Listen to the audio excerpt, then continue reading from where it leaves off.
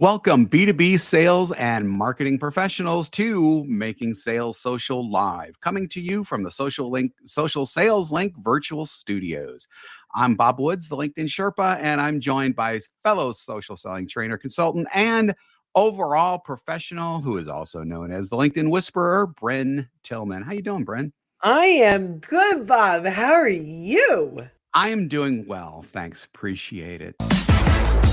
Welcome to Making Sales Social Live, as we share LinkedIn and social selling training, strategies, and tips that will have an immediate impact on your business. Join Bryn Tillman and me, Bob Woods, every week. Making Sales Social Live. This is the recorded version of our weekly Making Sales Social Live show. So let's get right into things.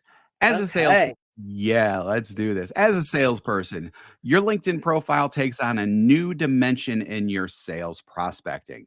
You really should convert it from the same old boring resume style of profile that everyone else has to a true resource where you can attract, teach, and engage your audience of prospects, because you are different from most other people on LinkedIn who are using it for careers and things like that. And that's fine. They should use it like that. You are different. When it comes to the LinkedIn profile, first impressions really count. That's why we need to implement the attract part of attract, teach, and engage at the very top of the profile. That's the section that we call above the fold. So, Brent, let's talk real quick about the importance of above the fold, and then we'll get into the nitty-gritty of things. Yeah, I love that. And this is a subject that is so foundational, because if you're out social selling and you haven't taken a really good look at the top of the fold and people get to your profile, they'll pop off if there's not something of interest to them, right? If it doesn't resonate with them or create curiosity. So I think, this top of the fold reminds me a little bit of the old fashioned newspaper. Now we read the New York Times on our phone, but, we used to go to a 7-Eleven, and, across the shelves were all the newspapers, and it was the top of the fold that would get your attention and get you to want to read the newspaper. Well, this isn't that different, right? Yeah, and actually, if you think about it, and I just kind of realized this myself, but newspapers and things like and entities like that still use that on phones and online and in their websites. They grab you with their very top thing so that you'll scroll down and see more. It actually is the same thing. It's just not a physical fold anymore, because it's not actually in a newspaper. It's not actually in a print thing, but it still is Yeah. top of the fold, and they still want you to read down and click through to all their other stuff and read the ads. You gotta get everything else. We are the same thing, except we're using it to start sales conversations ultimately. Digitally. Yeah, I love that. So, yes, we don't expect that you're going to unfold the computer, but Yeah. it is, yeah, it is top of the fold with the newspaper in mind. So, Bob, do you want to start with the first element? Yeah. So the first element is what's at the tippy top of your LinkedIn profile, and that is the banner. And the banner is some of the most underutilized real estate that I have seen throughout any LinkedIn profile that I've seen. And it could be used for so many different things. But again, you have to deliver the value. You have to make sure that it's engaging to the eye. And, combined with the other elements that we're going to be talking about, it all constitutes top of the fold. And people should look at that and want to go, I wonder what else this person has to offer, and then scroll down. Yeah, I love that. This really is like your when you the billboard. That's the word, billboard. Billboard, yes. And it doesn't have to be static. So I agree, Bob, 100% that we should have that brand consistency, professional. But we have an opportunity here to really promote events that are coming up, and we mostly recommend if they're free events, right? You have opportunities, so if you have an event that you want people to register for, and by the way, especially if you're using Canva, it's super simple to add a QR code. So in today's world, this is one of the wonderful things that came out of the horrible COVID issue. QR code kind of like they were almost dead. They were barely hanging on. And now everyone is using QR codes. And I really believe they're here to stay. And what's nice, now I know if you're on your phone, you can't scan your phone. But if you're on your computer and you see a QR code, it's so easy to pick up your phone and scan it. Now, don't just have a QR code without any explanation, right? It could be download an ebook. It could be register for a free event. There's a lot of calls to action that you can actually put in here. So leverage that image in addition to all the other things, right? In fact, I'm saying this, and next week I'm updating my banner because we will have a free event that we will be talking about and that we'll be inviting people to. And so we'll let you know how it goes. One last thing, if you want to do your QR code in Bitly, bit.ly or bitly.com, either one I think works, you can track how many people have scanned it. It's kind of cool. So if you have one just for your banner, you can do that. And can I give one more tip around that? And then I'll throw it back your way. Sure. If you are a Sales Navigator advanced user, you can actually scan into a smart link. So you can add your content, your ebook, whatever that download is, and you can see almost in real time who's looking at that, who's downloading it. So really use your banner as a prospecting tool. Absolutely. And because you stole mine with the Sales Navigator one, which is, yeah, that's okay. It's quite all right. We're cool. We are good. So we are just going to go on to the next element, which a lot of people sleep on this one too. And you really shouldn't, and you shouldn't show yourself sleeping either, obviously. And that's the profile photo. So profile I'm photos. Let you start. Yeah, profile and photos are very important. I forget what the latest statistic is, but it's huge. It comes from LinkedIn. It has as 15, 20 times more likely or something like that, that if your headline and your name shows up on LinkedIn somewhere and you have a profile photo, you're 15 to 20 times. It's an astronomical number like that, more likely to have people click in and through to your profile than not having a photo there. So the most current is 14 times more likely. 14 times. Okay, so I was a little high, but still, that is No, I think that's it not used 14. to be higher. That's 14 times. Yeah. Yeah. That's 1,400. Probably 1,400% is my math right there. I don't know, and nobody promised. And we always promise no math on these things, so we'll just go ahead and continue with that. But the profile photo is important, not only just to obviously have a presence there, but also to make sure that your settings are as such to where anyone can see them, because there are a couple of quirks with that, to where like only your first degrees can see it, or only people on LinkedIn can see it. Yeah, you should make sure that as many people as possible are seeing it. And then the other big thing is that it should be professional, but you don't necessarily need to wear a coat and tie unless you go out and are seen by customers in a coat and tie.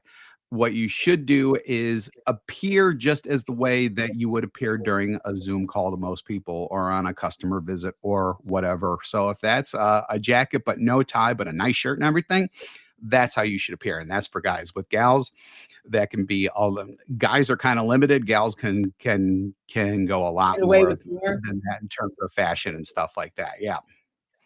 Yeah, so I love that. I mean, I'm just going to emphasize, because I think you pretty much said all the important stuff. I'm just going to emphasize the litmus test is, if you were going out to a meeting, what are you wearing? And that is exactly what I would recommend. What Bob just said, that's how to determine. You just want that consistency. And I also just want to share, because a lot of people will ask this question, where do you identify where your profile settings are? when you are on your profile, there is an area that says public profile and URL to the top right. When you click on that pencil and you scroll down, you're going to see edit visibility. And people are shocked. There are people that sometimes only first degree connections are seeing it, but they don't know Yep. that because they see it. So Yep. highly recommend. That's what Bob said. That's actually tactically where to go to update that. Yep. Yeah, it's definitely a good tactic to have and to know in your back pocket there. So then, and obviously if you have a 5 or 10-year-old photo up there and you look totally different nowadays than what you used to, update your profile photo. That's the other big thing, because if you go into a meeting and nobody's seen you before and their only exposure to you is in your LinkedIn profile and you look totally different, you'll lose so much credibility. It's funny because our buddy, and I was tagged publicly, but our buddy Joe Affelbaum tagged me in something with an image that's over 10 years old. And I'm like, nobody's even going to know who that is. So I'm sure he Googled, right? I'm like, can you just take it off my LinkedIn profile? But it matters. Like, yeah. I mean, I had short red hair and big black glasses. I don't even look like me. Oh, I remember that look. It was a really good look. It just doesn't look like you nowadays, though. That's what I looked like when we met. Yeah, exactly. Yeah, man, those were the days. Anyhow, the last part that we're going to get into, and this is so important, is your headline. So headline for salespeople, the last thing you should have up there is account executive at. Looking to up your LinkedIn game? The Social Sales Link team has you covered with our LinkedIn Sales Accelerator, a guided social selling program that includes training, coaching, and so much more. Visit socialsaleslink.com/in for more details. Again, that's socialsaleslink.com/in. Me widget company, because it doesn't describe anything that you do. And sometimes you'll have people see that, think, oh my God, this is a salesperson, and never want to deal with you again. So instead of the typical position and company headline, you really want to hit on how you help people, who you help, the results that you bring, and the services that you provide. You need to turn it around so that the headline is actually speaking to them and it's not about you specifically. Yeah, and I love that. I mean, the goal of that headline, we're going to go back to that top of the fold, right? When you look at that, which we're talking about today, but when you look at that newspaper, the image, the banner and headshot capture typically that's the first thing that's going to draw you in. And then the second thing is the headline, and the headline is what gets you to want to read. So if your headline is just account rep at ABC company, nobody cares. Right. But to your point, Bob, if it's, helping sales leaders might be helping sales leaders get more productivity out of their sales reps with less time and resources, right? And I go, through what? Through automated email software. I don't know. I totally made all of that up. But that's so much more interesting to a sales leader who wants more productivity through email, if that's who you're selling to, than ABC rep, right? So, Jack Hubbard just, let's see. Hi, Jack, our friend. Too often bankers put AVP in their headline, assistant vice president. That is a non-starter for sure. An action word should start every headline. Yes. Amen. Yes, 100, 1,000, 1,000,000%. And I know I promised no math, but yeah, that's absolutely true. Should be an action word starting out, because again, you are speaking to the people who are visiting your profile. You're not really talking about yourself in your headline. You're talking about who you can help, how you can help them, services you provide, and all that stuff. None of that's going to come across if you have assistant vice president at XYZ Bank. What does that mean to anyone? It doesn't mean nothing, especially when you're trying to start sales conversations. Yes. Awesome. So do we have anything else in our top of the fold? Yeah, so we've got the big three eliminated. There are some other, I wouldn't necessarily call them minor, but maybe not quite as important.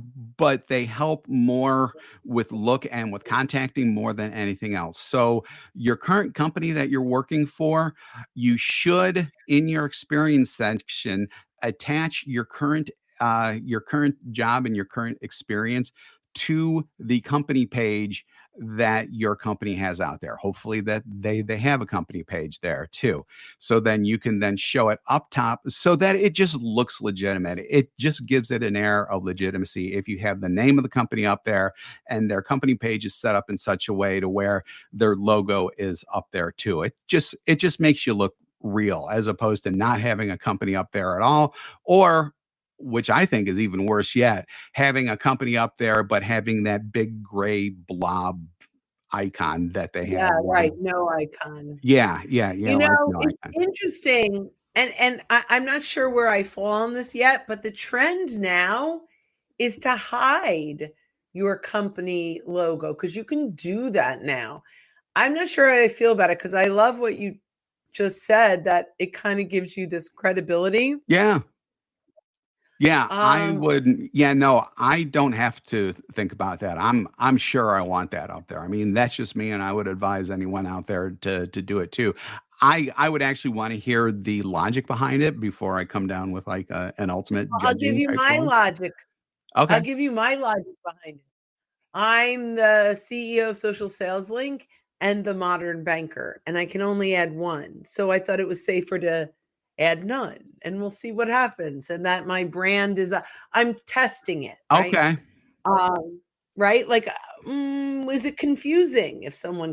The answer is this is what we do: we test, we test, we test Right. until so we come up, and this is new that you can do this, and my education isn't up there anymore either. Yeah, so that's LinkedIn. interesting.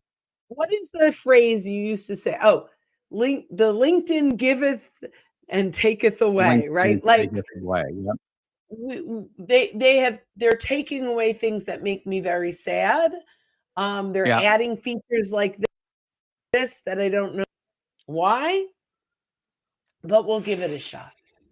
Yeah, so I mean, so I may amend things a little bit and say, okay, if you truly have more than one position, then you may want to consider doing that. But I think that most salespeople are only with one company, so they should probably have it up there. If you are in a specific situation, like what Bryn mentioned, then yeah, you may want to go a different route there.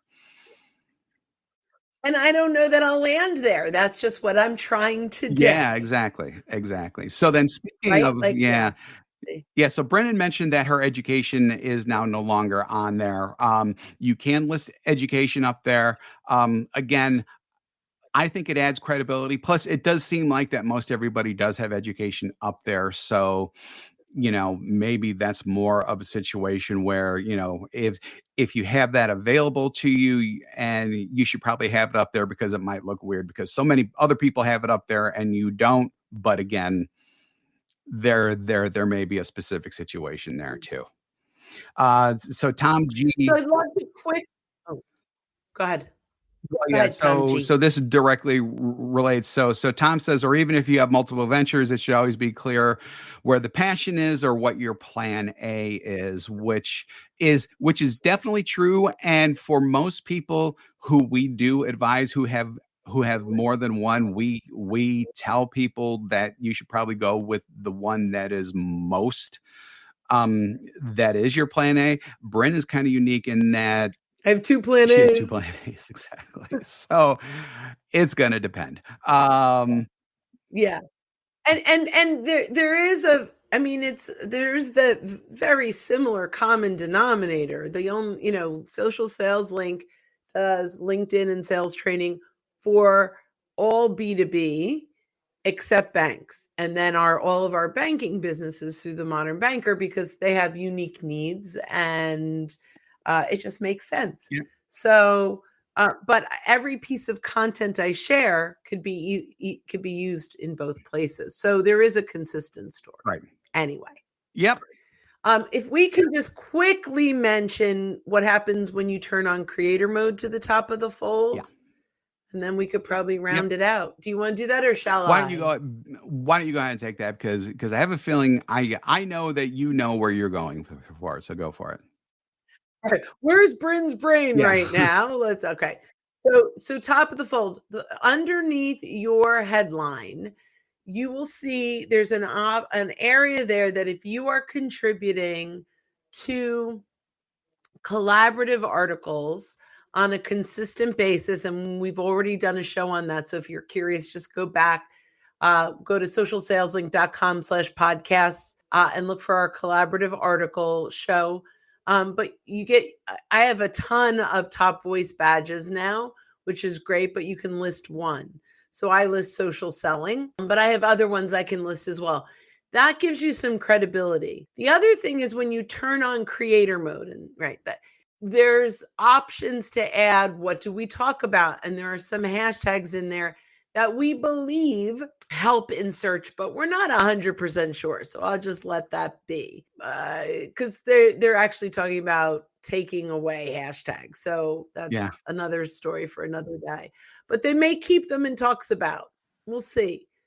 The other thing you'll see is, you may not see it, but if you have creator mode on, you can put a call to action where you have a link that you can add in your profile that goes to, I think mine goes to a free library. It could also go to ebooks. It could go to a smart link. Actually, I might change it to a smart link today because I think that makes sense.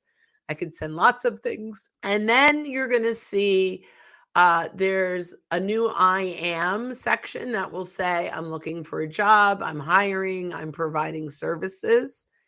And you can choose one of those.